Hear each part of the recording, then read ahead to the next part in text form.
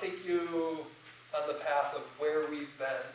So FY23 to FY24, and this will be posted.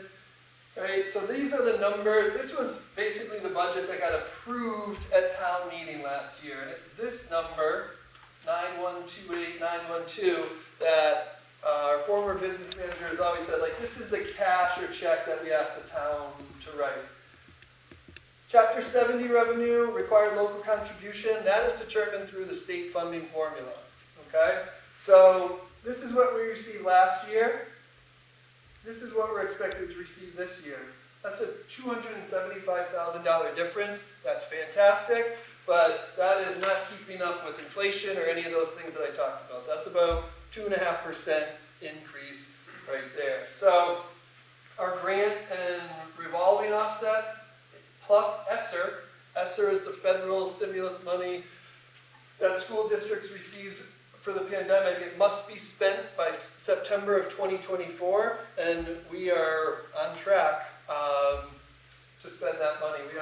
We're anticipating about $250,000 that will offset the FY24 budget.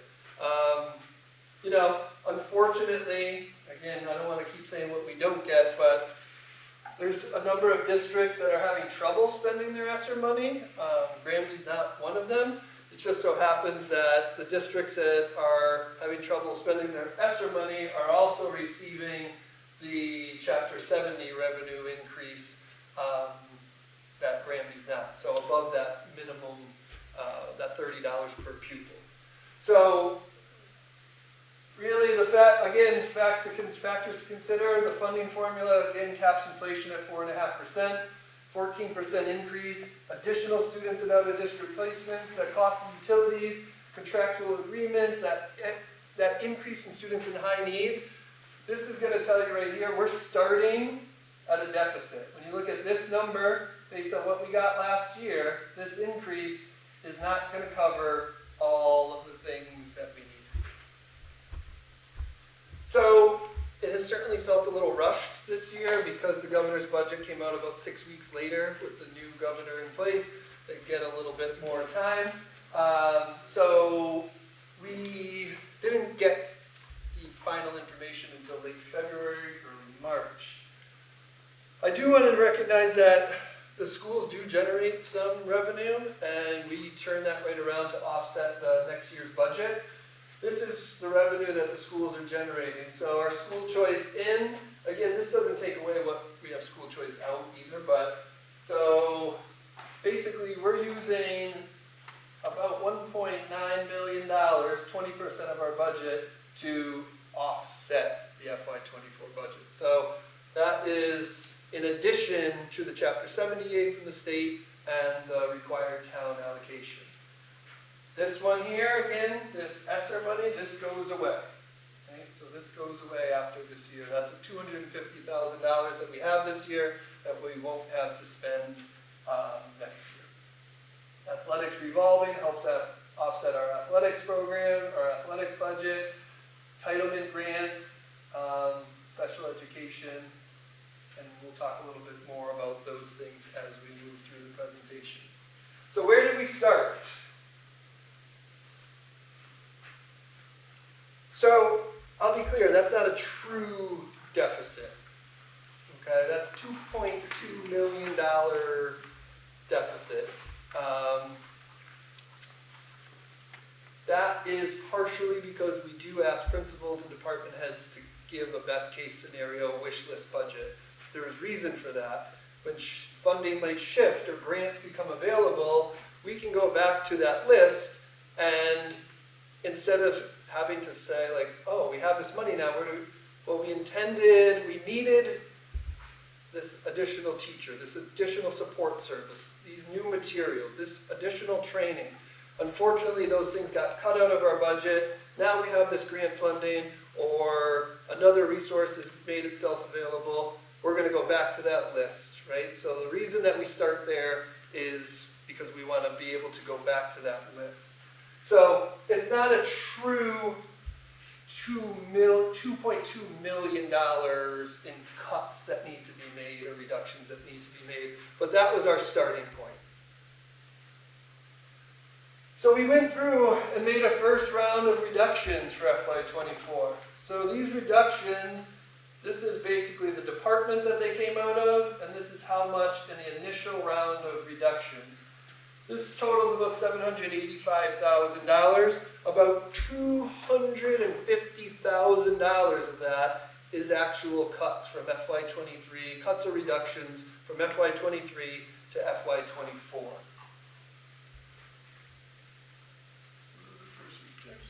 Here's the impact of those. Again, 256,000, and these are, again, it's difficult sometimes to compare apples to apples when we're talking about school budgeting. We might have had a para on our budget this year, but they might be a one-to-one and that student graduates next year. So it's not always a reduction that's going to have the same impact, but it's still a reduction from 23 to 24. So basically this first round of cuts reductions results in about $256,000 that were in our FY23 budget, loss of 2 full-time equivalencies, supplies, professional development, contracted services, and then additional items and positions that students and staff would benefit from will not be included in the budget. Outdoor speakers, you might ask, why outdoor speakers? Junior, senior high school does not have a public address system and the exterior. In our safety meetings, that's a thing that we've looked for and ways to address that. We'll continue to look for grants and other opportunities, but that's something that gets taken out, has been taken out of this FY24 budget. Field and maintenance equipment.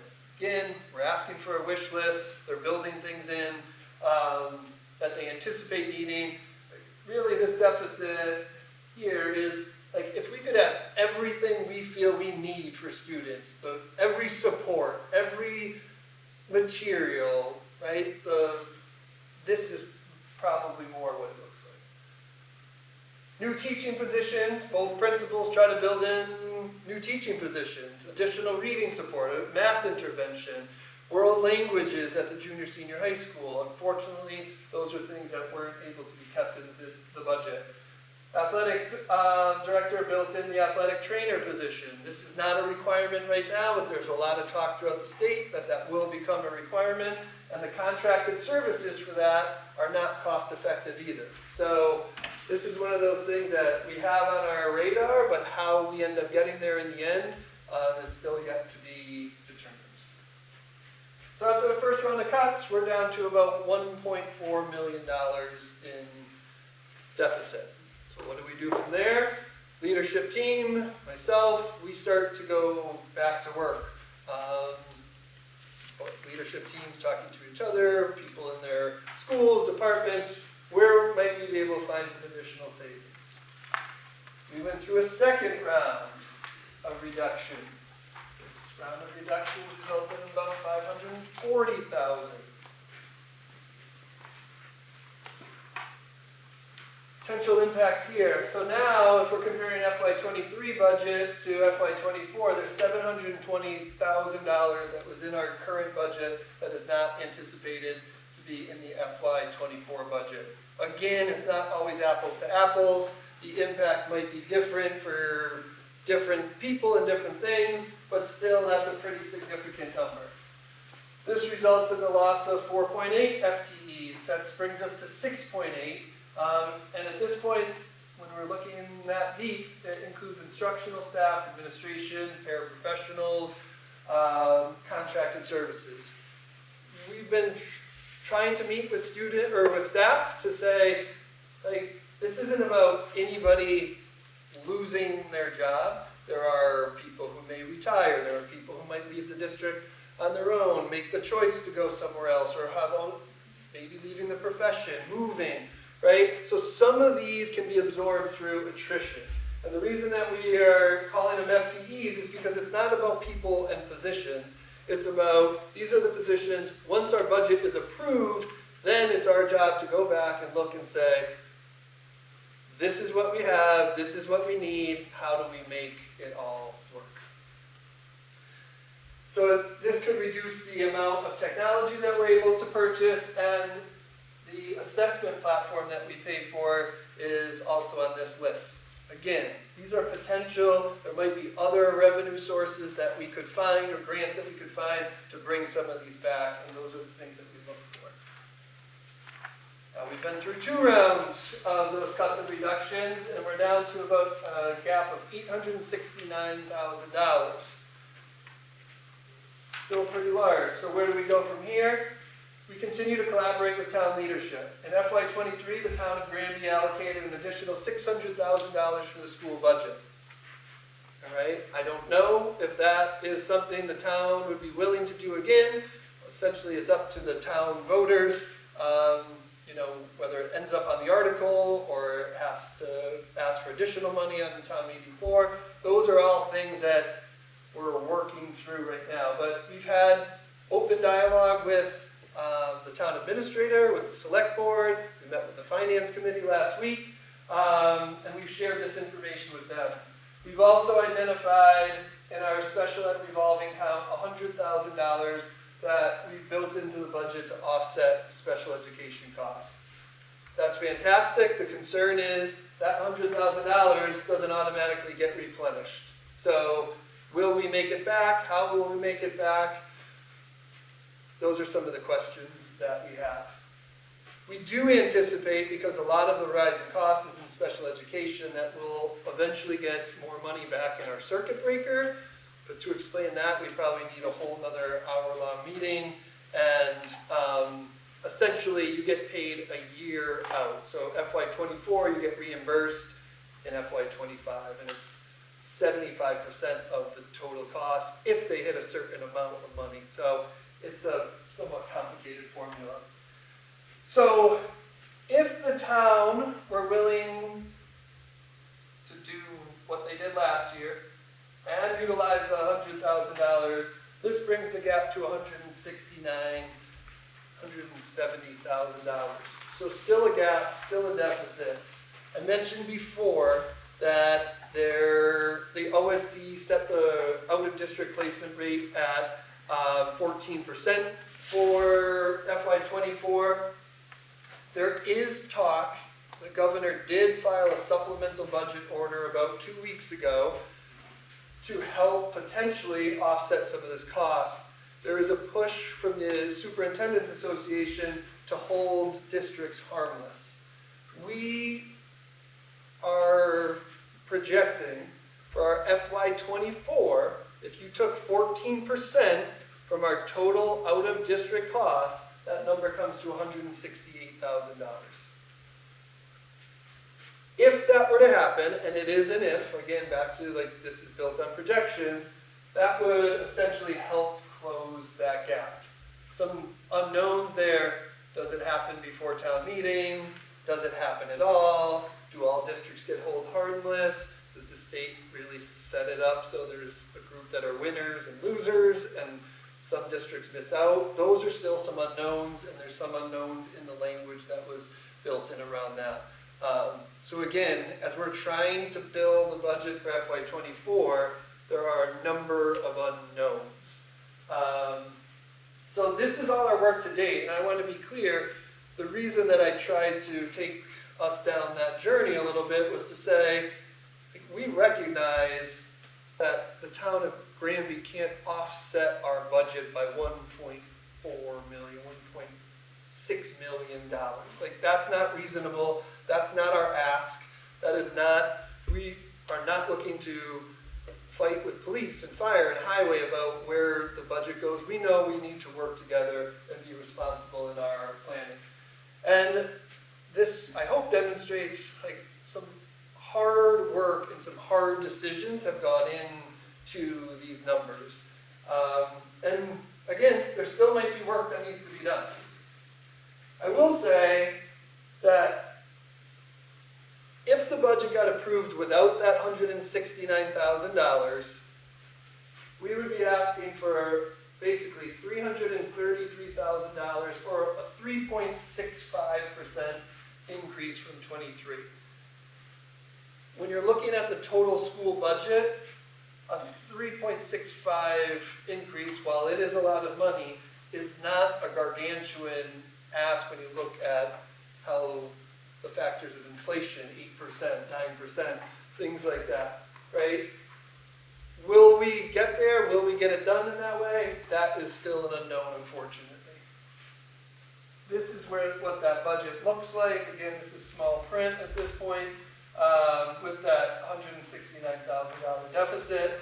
The reason it looks like the deficit down here is we've built that $600,000 from the town in. We've also built in $100,000 from the special ed revolving account to help offset that. Questions, comments, thoughts?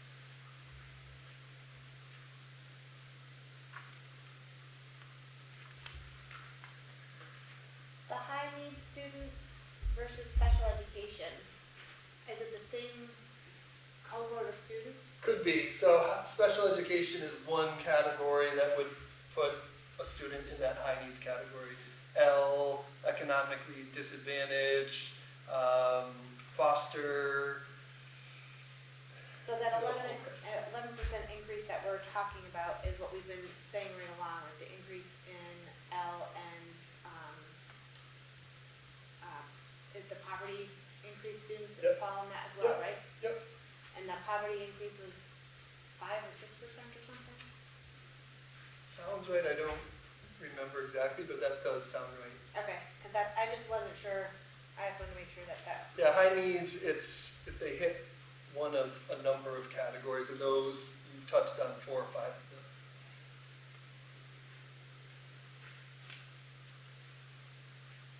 Other questions, comments?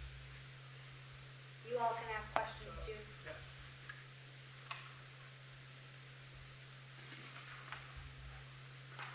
I think something to point out on this last sheet is that I think when people see those percentages, sometimes they think that those are increases. Yep, that's just our total, yeah, because, I think we answered that question last year. So this is basically what makes up our total budget. So athletics is 1.5%, maintenance facilities 7%.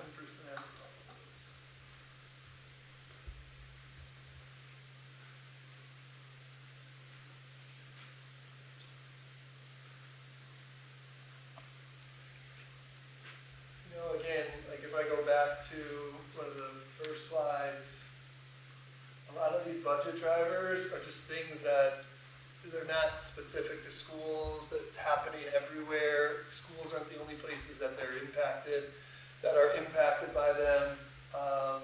You know, things are just more expensive, and you know, capping inflation at 4.5%. I'm guessing when that bill got signed into law, no one ever expected inflation to hover around 8-9% for as long as it has. And you know, so it's having a detrimental effect in a number of areas, and school budgeting is one of them. And the cost to educate our students in the way that they deserve is expensive. And I think a line that I used last year, and it's on this slide, is like, one of our objectives is to provide the best for our teachers and students, and instead of always having to do the best with what we have. And this isn't about the town of Granby versus the Granby Public Schools. Unfortunately, the state funding system has set us up in this way where we're getting just some of the breadcrumbs, if that, and not the money that other places are seeing in the Student Opportunity Act. Although, like I said, I do anticipate Granby will hit the foundation budget in the next year or two based on some early projections. And if inflation stays where it is, it might be sooner than later. The additional town allocation that we got last year, that was not a separate article, right? We had it negotiated beforehand. Correct. So the way the budget that got approved last year was inclusive of that $600,000 number. And again, when we build that in here, right, like there's no assumption that that's 100% going to happen, just kind of part of the process to show like how we're getting to that number.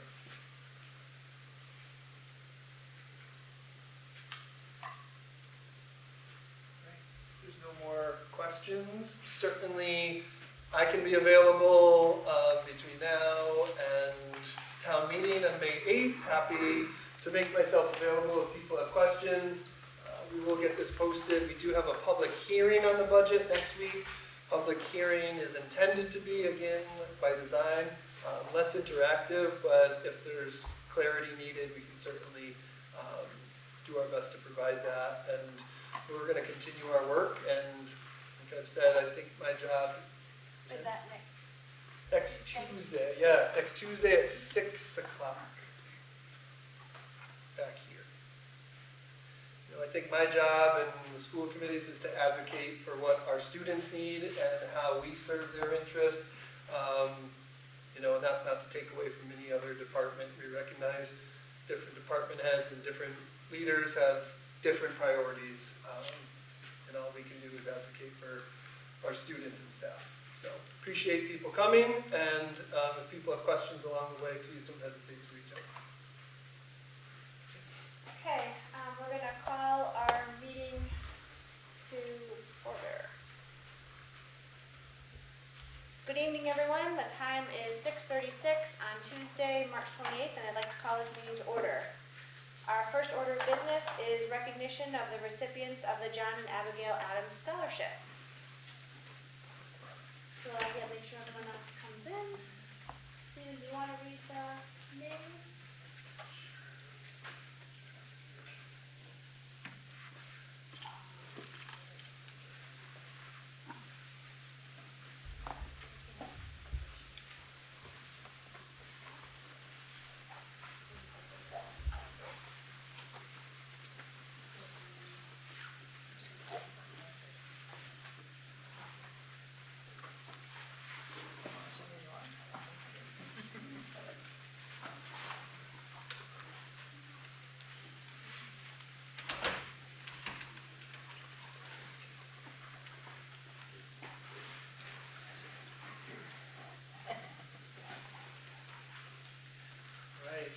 Thank you all for coming tonight. It's a small token of our appreciation and acknowledgement of the hard work of the students here tonight. The John and Abigail Adams Scholarship is a merit-based program that allows students to put credit toward tuition for up to 8 semesters of undergraduate education at Massachusetts colleges or universities.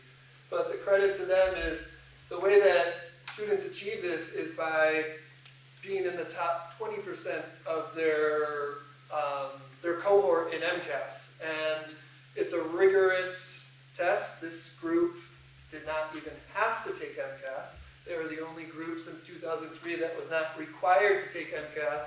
But the students here today went above and beyond and achieved at the highest levels, and we are very happy to congratulate them here tonight. And I will read off their names. Can I shake hands? Yes, of course. I like it up. And we have some refreshments too, so we're going to take a pause after this. But we want to acknowledge everybody. Michael Arabic, Marcus Barron,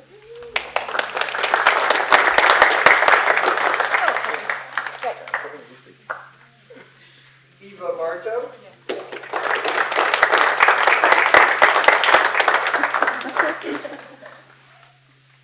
Joshua Shatner,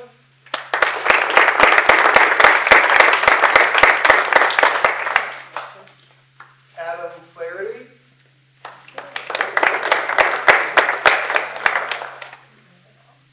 Patrick French,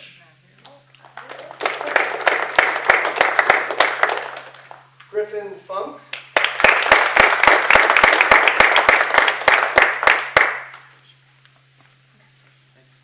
Logan Gallagher, Alexander Galusha, Emma Hall, Nolan Hall, Jack Hartling, Olivia Hochschild, Frank Menaggio, Brady P, Catherine Valley, and Robert Walsh. Congratulations to all the recipients and those here in attendance are going to get some extra copies. Thank you. So I think we're going to take a pause from our meeting. Go ahead. Thanks to everybody. That was very nice, and congratulations again to the John and Abigail Adams winners. Next up is our consent agenda. First is the minutes from March 15th, 2023. Has everyone had a chance to read them, review them? Mm-hmm. Any questions or comments, additions, deletions? Hearing none, can I have a motion? I'll make the motion to approve the minutes from March 15th. Second? I'll second. All those in favor? Aye. Next, warrants 57 and 59. Has everyone had a chance to look at them? Mm-hmm. Any questions or comments? Hearing none, can I have the motion? I'll make a motion to approve warrants 57 and 59. Second? Second. Oh, nice, George. All those in favor? Aye. Next up is the titles, East Meadow Library titles to withdraw. There is a list in our folder. Any questions or comments on this?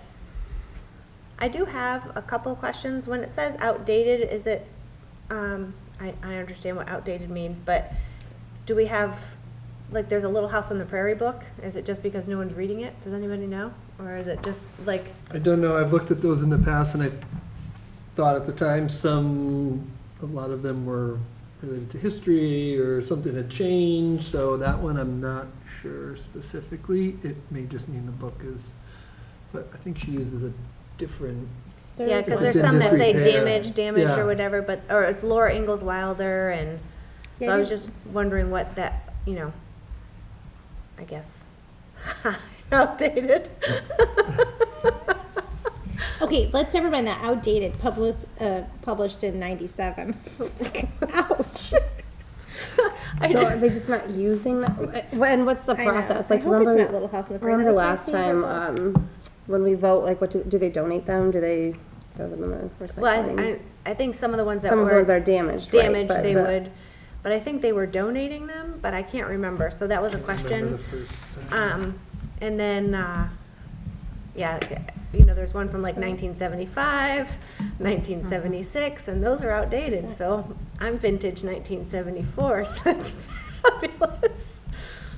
Oh, 1965, and they're in poor condition, so that's great.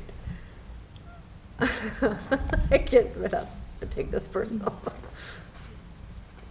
All right, any other questions on, like, I see Baseball Legends in the Making from 2014. I can see why that would be outdated. They're probably legends by now. I don't know why I'm finding this so funny tonight. I'm sorry. The Bill Gates one. All right. John Glenn. All right.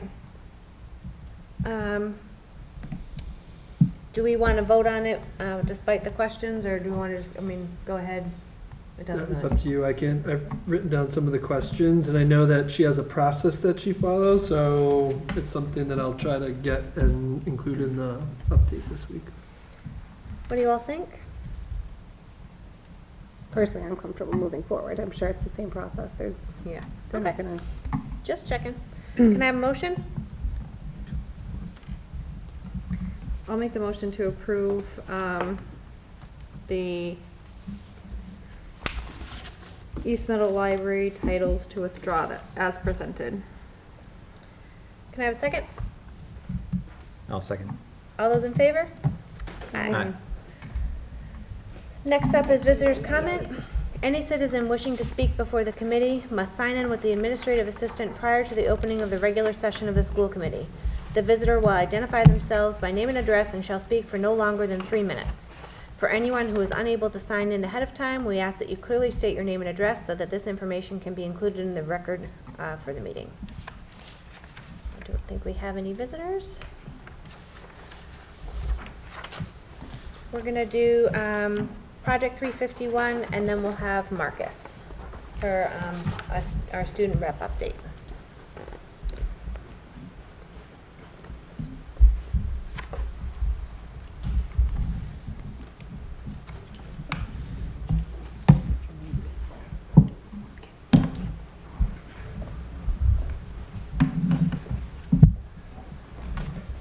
Hello, my name is Brenna Marino. And I'm Faith Ramos. I am 14 years old and an 8th grader at Granby Junior Senior High School.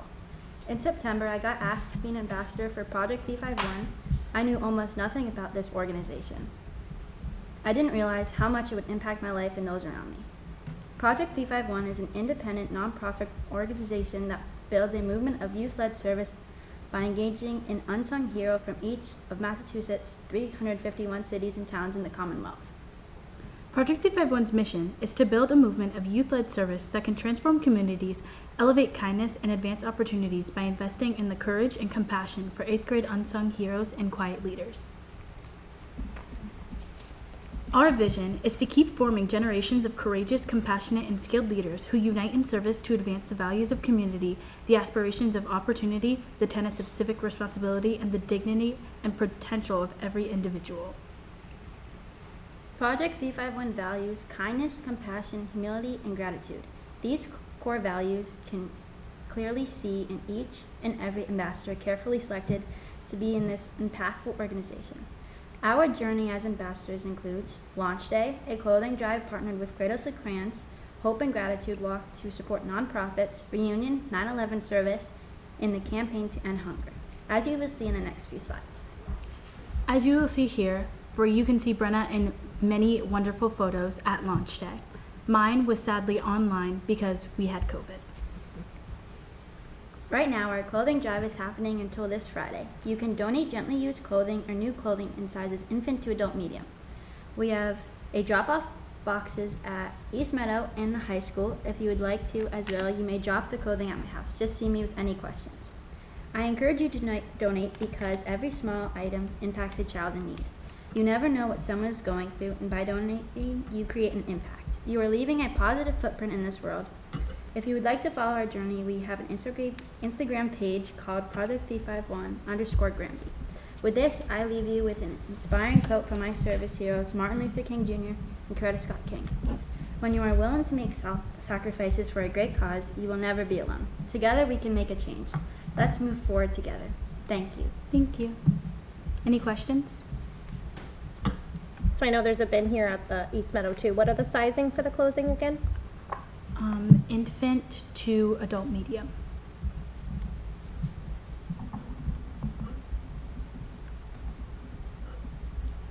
And how long is the box gonna be out?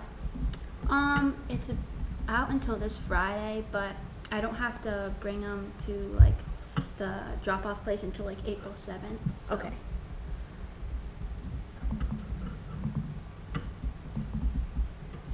Nice. Any other questions for Brenna or Faith? Have you enjoyed all of these experiences? Yeah, it's been really fun. Going into it, like, I wasn't expecting all that it was, but it was just an awesome experience, and it's really exciting. You get to meet a lot of new people, have amazing opportunities, and you just make so many new friends. How long have you been on it, Faith? This is my official first year as a alum to Brenna, but last year I was the ambassador. Excellent. I'm proud of you guys. That's really great. Thank you. So there's a vote on here? No? Okay. Oh, sorry. That's all right. We just, again, I think it was another opportunity to bring in something that's happening in the schools and try to publicize it a bit more. So I appreciate you guys moving your schedules around. They were impacted by the snowstorm. I'm sure they were okay with the snow day that they got to move it down the road a little bit. I have a quick question I just thought of is how would more students be able to join in, or is there a certain limit? Well, I mean, there's no limit to how many volunteers can join this organization, but sadly there's only one rep per 8th grade year. Okay. So it's kind of a selective process. Yep. but anyone can join as a volunteer to help out. Okay, so We it's an also collaborate with some clubs, like we're collaborating with the Hope Club for this clothing drive too, and they help out to sort the clothes and stuff as well. Excellent. Thank you. Thanks, girls. Thank you. Thank you, guys. Great job. All right, next is vote to rescind the 315 vote to approve DATCO transportation. That's exciting. Yeah, I guess we knew when we voted. Oh, sorry, I stepped right over Marcus. Sorry about that. Marcus, sorry. Please go. Okay. Sorry. I got into the agenda, I'm sorry. So, as you can see, we have a new friend with us tonight. We just Hi. met Faith. Oh, fun. She'll be taking over for me next year yay. officially. I have no doubt in my mind that she will do an excellent job for you. She's great, obviously already having so many leadership positions and knows so much about what it takes to be a leader. She'll do incredible, absolutely. Welcome. Exciting. So I'm just gonna have her shadow me tonight, and next time I hope she'll be ready to do a whole presentation herself. Awesome. All right. So for the high school, we have spring sports started up. Everybody's going. We had a total of 150 signups between the various sports that we run during the spring. The freshman class, Faith's class, ran the talent show. It had a very solid turnout with great profit. The winners were recognized, and it was just another way for both the high school and the elementary schools to mesh together and just come together as a community. We have MCAS testing this week, both at the high school and at East Meadow. We have many different fundraisers going on, including Krispy Kreme for the juniors, Antonio's. The senior calendar fundraiser is wrapping up this week with the last few draws. There's just a lot of participation with students and willingness to. I haven't won on the calendar yet. A lot of people haven't. Everybody comes to me like it's not me, I promise. You pull. the names. I'll try and dig for you. No pressure. No pressure or anything. Did you even buy one? Two in my household. Well, Maybe you should have waited until after it was done to present on that purpose. I haven't heard of any winners. Is this thing real? Oh, it's real. it's posted on the Instagram every day. Me pulling the ticket live for everybody.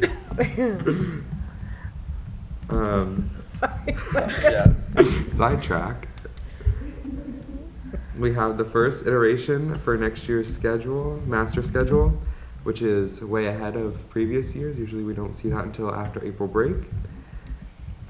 Summer reading assignments are also being looked at and reviewed right now to see and prepare for summer vacation. Can't believe I'm saying that. Prom tickets are on sale this week and next week. Our prom is April 29th. Outdoor seating and the new basketball courts are open now that it's starting to get a little bit warmer, and students are definitely taking their opportunity to go out there now. Staff versus student basketball game will be coming up for the April vacation, the Friday before. PTO is back and they have their penny wars running right now. You just heard about the Project 351 clothing drive. We have the Planet Aid donation buckets and ongoing payments received for athletics, as well as the vending machines. The profits go back into student activities and the such. A new parking lot drop-off pickup plan is being prepared to go public, and that was part of a project done by the AP government class with Miss Romano. They were looking at a situation in their community that they wanted to change, and that's something that they felt was important and that they could do effectively, so we'll be seeing that rolling out coming up in the next few weeks. The weight room is almost done, I believe, or is done, and Mr. Greeny and facilities department did a great job working on that each day, getting it done. Ms. Jordan posted on her Instagram some pictures today. There's some new classes for next year, including exercise science, and it'll be open for grades 7 through 12, as well as the AP seminar that we've talked about in previous meetings. Graduation planning is well underway, and program design is getting worked on by the graphics and by Miss Justin, and we've been meeting with Miss Jordan this week and the last few weeks to talk about where we want to have the actual graduation located. The RAM report now includes incoming class of 2029, which will be next year's 7th graders in the high school. They were implemented a few weeks ago, and all parents were emailed in regards to signing up for Plus Portal, which is where we can access some of our assignments and our grade books. And that's all I have for today. Any questions or anything for Marcus? All right. Great job as always. Thank you. So you have like only a couple meetings left with us. 2 more. Sounds like he's trying to sound out early. I'm down. Whoa. Whoa. That's awesome. Yeah. All right. 4 thanks. years. 4 years. That's crazy. You did such a good job, Marcus. All right. All right. Thanks, guys. Thank you. Thank you. All right. So now we'll vote to rescind the DATCO transportation talk. Still interesting. Was it because I wasn't here? Because it's fine. She doesn't wanna- No, I'm thinking there must be some kind of something that we're gonna hear about. Yeah, I think I put something like this in the update last week. I still have more questions and answers on this, but there was a protest to the bid, to speak generally, because of something that was in my understanding in the cover sheet, not in the contract, but now the procurement officer, it goes through where the lead person is working with their attorneys on next steps and whether it goes back out to bid or if it goes to one of the other bids. And we don't have clarity on that yet. But based on where we are right now, we were advised to rescind our vote for the time being, and then as more information becomes available, I'll include it in updates or share it here. So, as far as the budget goes, is the number that's in there the DATCO number, or is the number in there, should we go with putting in for safety's sake, the highest bid that we saw, just because we don't know if it would go to the second or the third place? Because there was only 3 companies that bid, right? Yeah, correct. So I did notify the town administrator, and when I speak to him this week, that's one of my questions. Okay. Is to say that bid's kind of put back out. Should we put a placeholder somewhere else? Again, that's a separate article than our school budget, but he's going to need that number one way or another, so trying to get that information from him. Interesting. All right. Well, any other questions? Do we know we don't know what we don't know, because we don't know how long it'll take, right?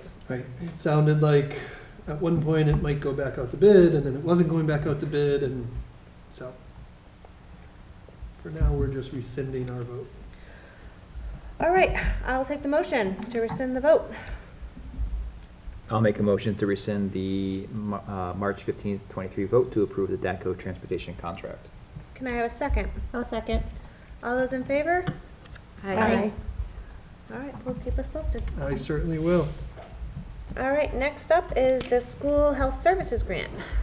Hi, Nancy. How are Nancy's you? gonna come up.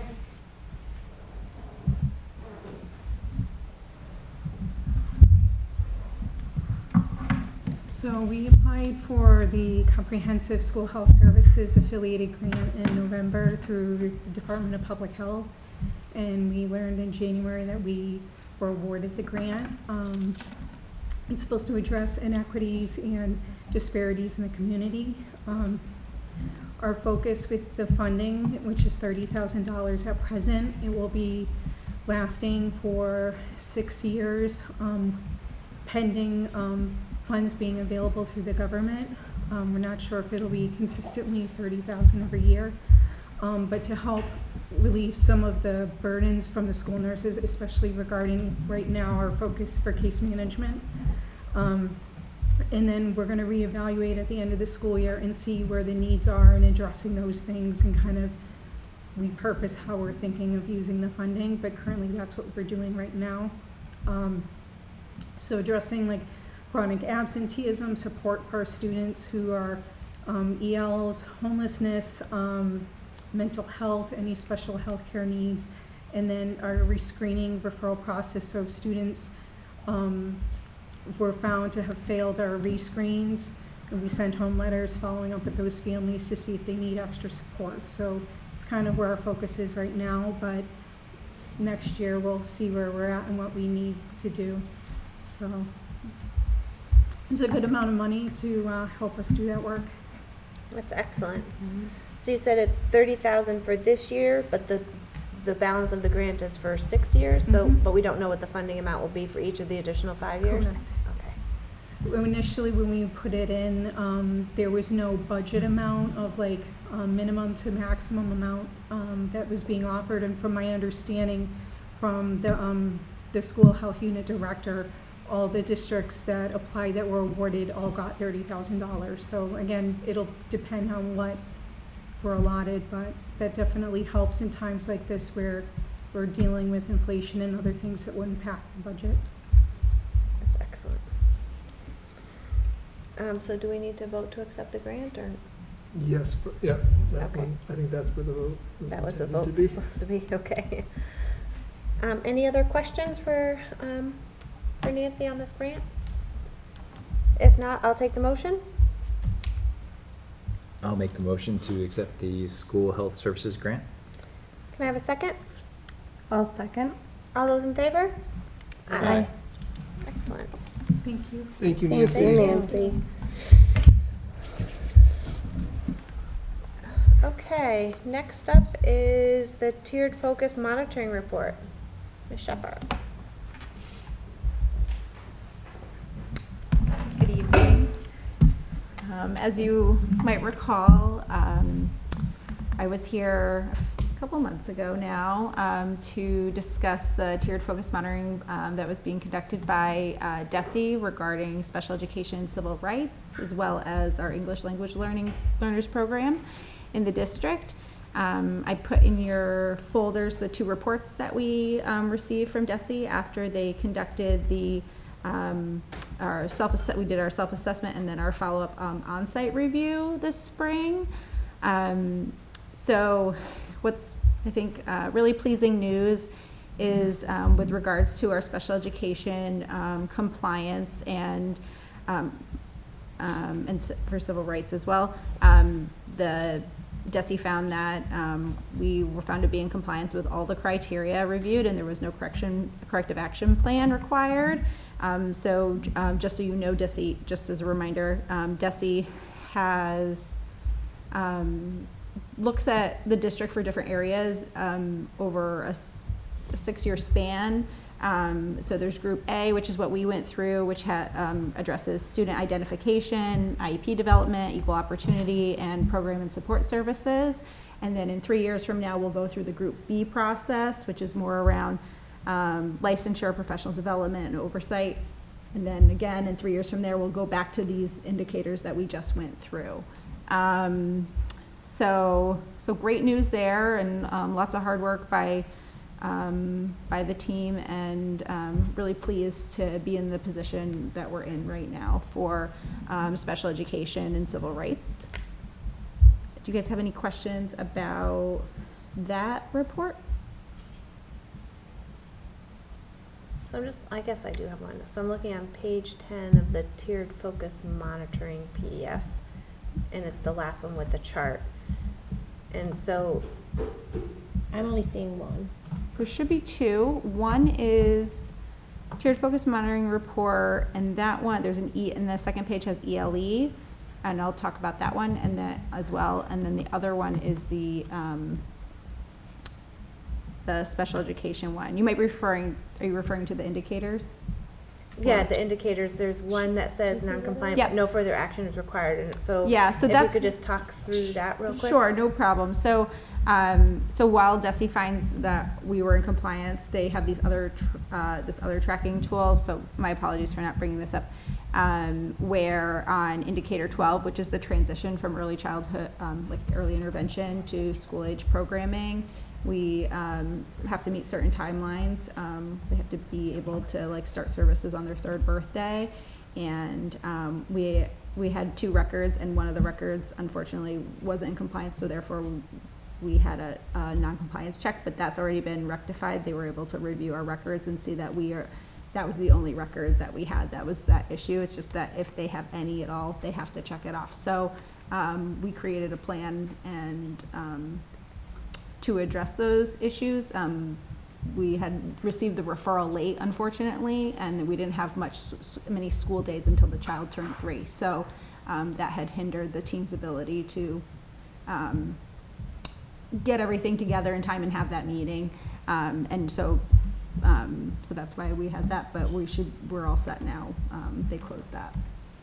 Okay, I am only also seeing one me too. I'm tiered looking to focus. see if I can find the overlay one. Okay. So I can.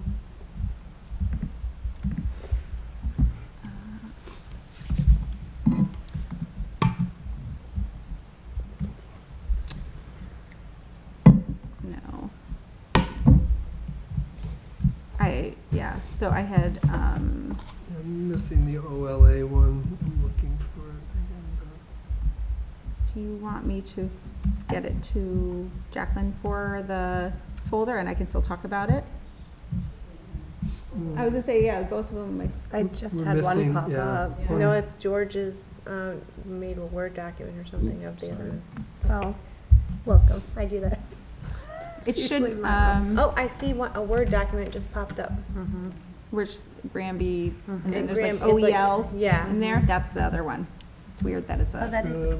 Yeah. It's You guys like a find we- it? It's like a weird Word document. Oh, there. Right. Okay, it's there now. It's there now. Sorry, it just wasn't in the same. That's okay. order. I'm not sure what you guys exactly see. So, our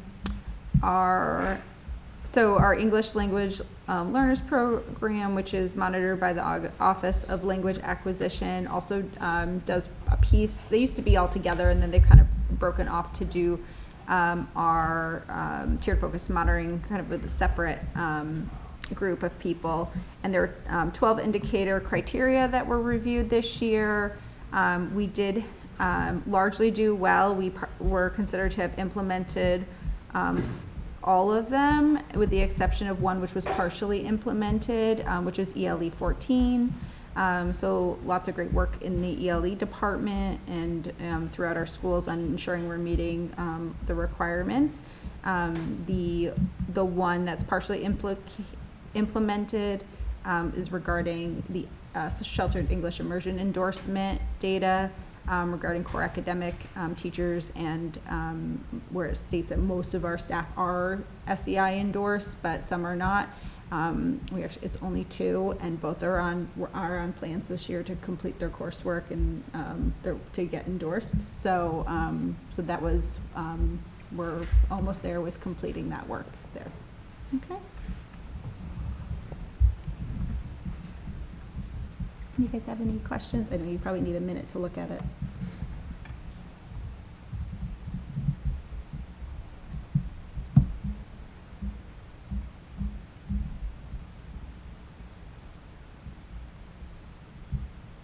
So you said it's 2, are they both in one school? Is it one from each school? One from each school.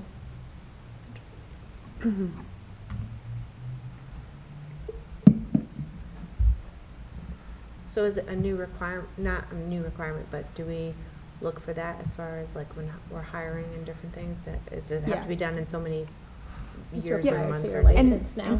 Right, it's required for You your can't license. renew your license without it being done now. And if you don't have it during your first year, you can acquire it during your first year, so by the end of that first year. So they're basically saying, okay, you have 2 staff, and it's not uncommon that, that's, especially after the pandemic, I think some of those things are, just need to be shored up a little bit more. So we've created a process that's been accepted already, and so I'm working on just making sure that those 2 staff are endorsed by June. And one just has to apply for the license at this point. So it's interesting then that it wasn't implementation in progress. Is it like right on the cusp of the difference being partially implemented versus Because that looks like it would just be by the end of the school year, on the definition of compliance ratings.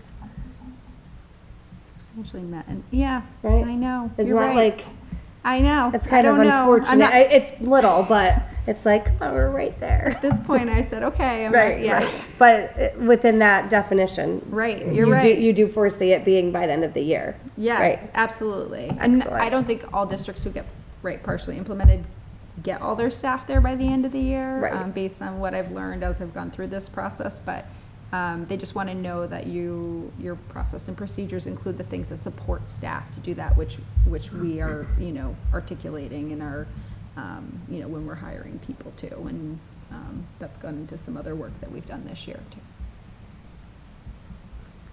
Excellent. I didn't read that. It is funny how it's Right. so close.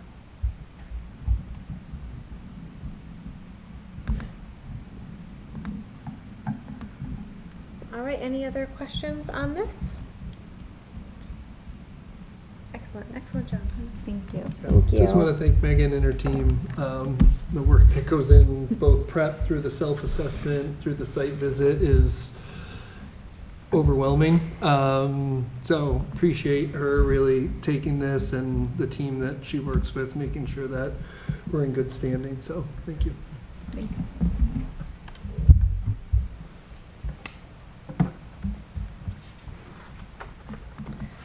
All right, next is Unit D ratification.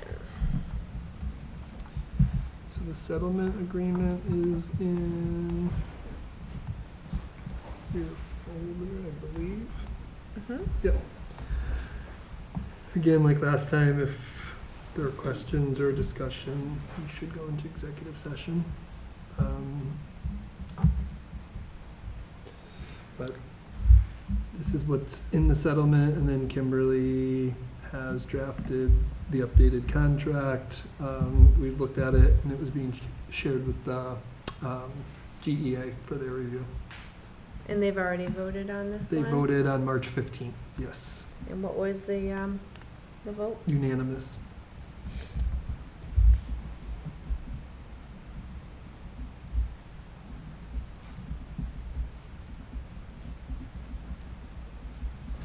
Are there any questions that we need to go into executive session on? All right, hearing none, I'll take the motion. I'll make a motion to approve Unit D ratification. Can I have a second? I'll second. All those in favor? Aye. Excellent. Thank you. Okay, standing reports. So I just had a couple of things. One, somewhat disappointed about where we are with our summer enrichment and extended year. It's certainly not through lack of trying. We've had the posting for the coordinator and we've been recruiting. We actually just got an applicant this week to help that applied for the coordinator position. So plan to meet with that person later this week, early next week, and discuss next steps. We've had some internal discussions about the enrichment maybe looking more like a summer camp rather than a menu of options, that it might look like math activities. We want it to be engaging and fun, some literacy activities, and then a snack and lunch. It would be likely for the 3 weeks in July, 4 days, Monday through Thursday. We're anticipating that the extended school year is running, and that's, I think, July 10th through 20, I can tell you, I shouldn't guess. But we'll get some more information out there on it. So I anticipate if we get it up and running, it'll be Monday, July 10th through Thursday, July 13th, then the 17th through 20th, and the 24th through 27th. I think based on how things went last year, we're trying something a little bit different. starting a little bit smaller, and then hopefully we can get a good base and build from there. So it certainly has not been through lack of effort, but it's been a bit of a challenge. Reminding people, next Tuesday, April 4th at 6 p.m. here at East Meadow, we do have our FY24 budget public hearing. We anticipate that will be one of the last opportunities for people to hear about the FY24 school budget prior to school committee vote, which we're anticipating on April 11th. Again, things could change, but that's kind of how the calendar had played out in preparation for that Monday, May 8th annual town meeting. And I do want to make sure, and it was mentioned tonight, that Ms. Jordan is working on a ribbon cutting ceremony for the basketball court that was donated and got finished late fall, so we will share information out on that as soon as we have it. I know we've talked about a couple different ideas, so Ms. Jordan is taking steps working on that. Okay. Any questions? All right, Todd. I think the budget presentation was encapsulated anything I had to say today. Okay. Celia? We meet tomorrow. Okay. All right. So it's 7:30. We're going to adjourn to the work groups. We've got budget and finance and policy subcommittee until 8. Do you think 30 minutes is enough? All right. So we will break for our groups for 30 minutes. All right. We're back from work groups. Just a quick recap of budget and finance. We just talked about the presentation and a couple of questions that were just about, mostly on my end, about how some of the numbers worked. But other than that, we're just getting ready for the next meeting and working with the town. Policy subcommittee. So we started to read through and look at the IJOA field trip policy, and came up with some more questions and real movement, just because we'd like to see other area policies, and couldn't quite do that tonight, and just wanted to potentially get some feedback from administration about where they were feeling like there might be areas lacking, missing, questions that they're coming up against that they don't have information on, and just kind of following up on some of those avenues as we go forward. It's tricky because there's a lot of kind of vague and ambiguous language there, and then some of it certainly needs to be updated, but just want to move forward in the right way. Excellent. All right.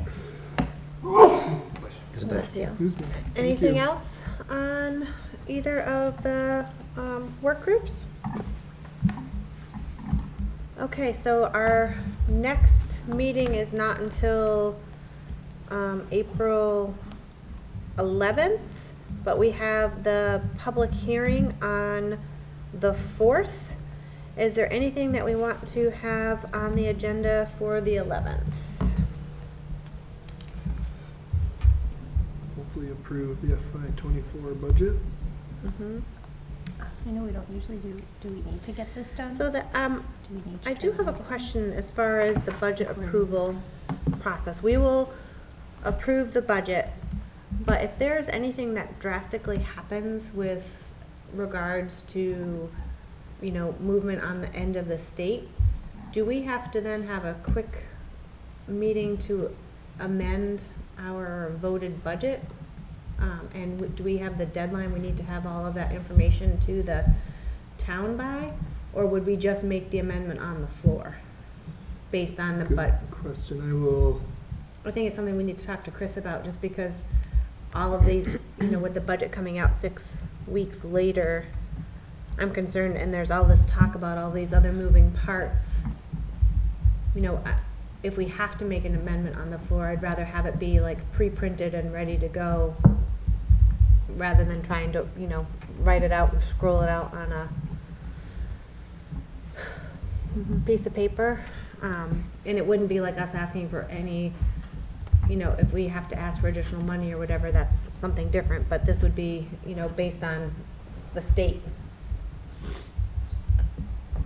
Okay, I'll try to get something in this week's update for you. Cause I'm thinking that's one thing, I mean. Yeah, because if things change. Right, you know, and if, or if Chris says push it off a week, if we have to have, we can have a meeting over Zoom to vote, you know, adjust our, Yep. our vote if we need to, or have the vote for just that, I'm thinking. All right, so budget approval, anything else for the 11th?